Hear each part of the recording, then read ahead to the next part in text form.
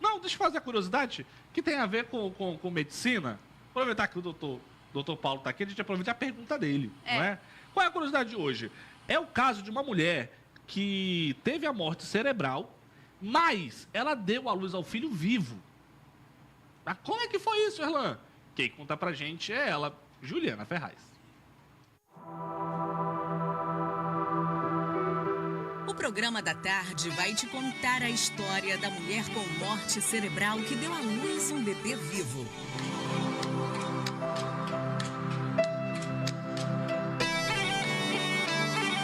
Uma mulher de 31 anos que estava com morte cerebral por mais de 2 meses deu à luz um bebê vivo e saudável com 33 semanas de gestação na Flórida, nos Estados Unidos, conforme relatado em um artigo publicado na revista científica Curious.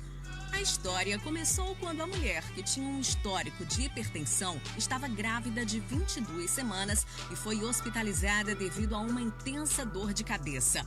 Pouco tempo depois, ela teve uma convulsão e entrou em coma, sendo posteriormente diagnosticada com hemorragia cerebral e morte cerebral, embora o bebê aparentasse estar bem. Uma equipe multidisciplinar composta por especialistas em neurologia, cuidados intensivos, obstetrícia, profissionais do departamento jurídico e ético, bem como assistentes sociais, concordaram que a gravidez deveria prosseguir. A família expressou o desejo de manter a gravidez com o objetivo de restaurar a viabilidade do feto e continuar o suporte somático da paciente. Manter o bebê vivo representou um grande desafio, exigindo a dedicação dos profissionais de saúde e o uso de tecnologias avançadas.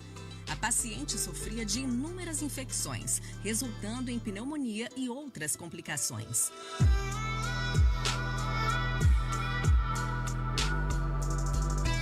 A mãe em morte cerebral foi mantida com suporte de ventilador e alimentada com sonda nasogástrica.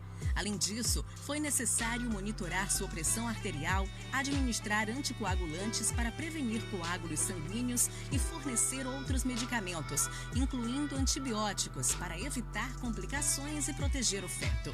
11 semanas após o início deste processo, os médicos realizaram uma cesariana e o bebê nasceu com 33 semanas de gestação, não necessitando de reanimação. Após 5 dias, o bebê recebeu alta. As máquinas de suporte de vida da mãe foram desligadas posteriormente.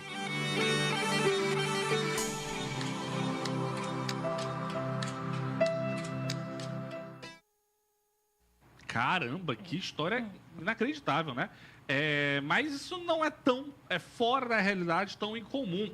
Estamos aqui com o doutor Paulo Márcio, que vai falar sobre o Setembro Vermelho, mas aproveitar essa pauta dessa curiosidade, doutor. Claro. Primeiro, boa tarde, bem-vindo ao programa da tarde. Quanta honra estar com cada um de vocês aqui nesse programa que está no coração do piauiense. Oh, coisa boa. E, doutor, você viu o caso da moça que ela teve a morte cerebral decretada, mas assim, a morte foi só cerebral. O corpo continuou normal, é isso? É verdade, é assim mesmo. A morte cerebral é quando não há atividade cerebral que justifique a circulação de sangue dentro da cabeça. Ou seja, o sangue não vai para a cabeça, não vai para o cérebro, mas ele irriga todo o corpo, ele faz a irrigação de todos os órgãos do corpo, inclusive do útero. Nesse caso dessa mãe, ela teve uma hemorragia cerebral, muito provavelmente um aneurisma que rompeu, ou durante a gravidez ela teve um pico de pressão alta e nesse pico de pressão rompeu um vaso dentro do crânio e inundou o cérebro de sangue. E aquele cérebro cheio de sangue não permitia, aumentou muito a pressão.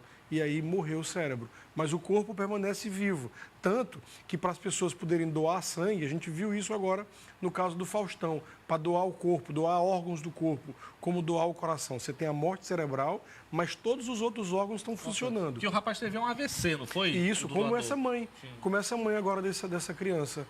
E no caso do Faustão, ele doou os 2 pulmões, ou seja, salvou 2 pessoas, que é um pulmão para cada pessoa, doou o coração, doou os 2 rins, doou as 2 córneas e doou o pâncreas.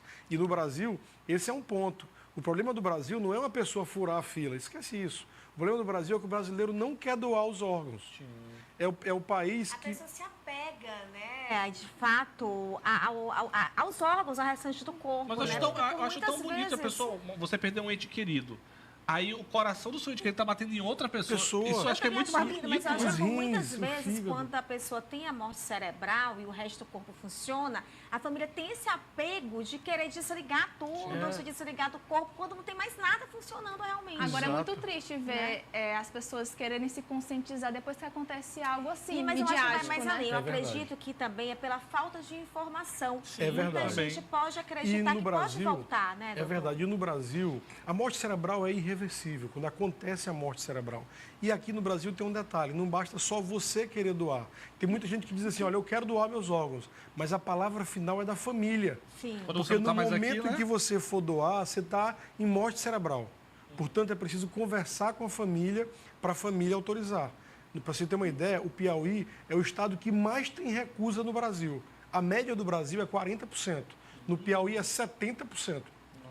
De cada 10 pessoas com morte cerebral, com indicação de transplante, no Piauí, só 3 fazem a doação. Minha nossa. E esses casos que aconteceu com o Faustão até ajudou a aumentar, né? Porque Claro. populariza, começa-se o debate, enfim. Claro. Mas, doutor, inclusive, essa reportagem já está disponível no nosso canal no YouTube do Programa da Tarde Meu Norte, caso você queira compartilhar com outros amigos.